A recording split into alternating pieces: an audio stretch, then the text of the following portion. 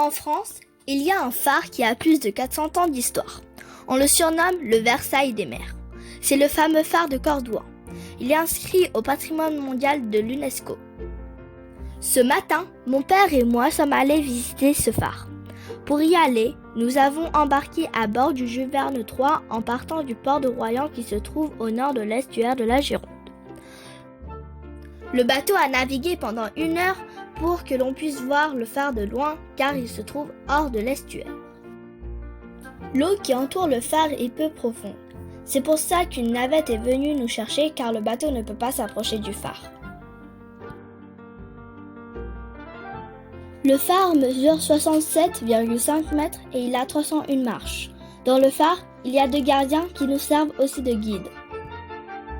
Si tu regardes l'image, tu sauras que le phare a évolué depuis 1611 jusqu'à 1855 pour devenir ce que tu vois aujourd'hui.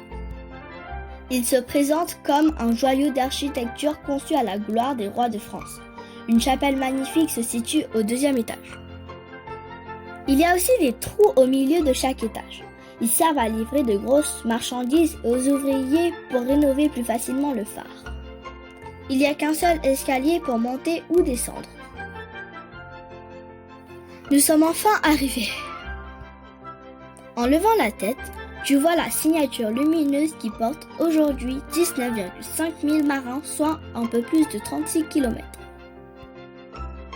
La marée commence à redescendre et le chemin créé par l'homme est enfin accessible.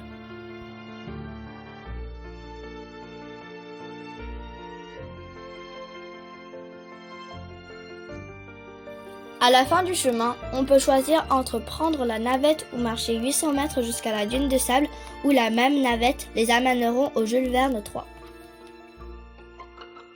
As-tu aimé la présentation de ma visite au phare de Cordouan ?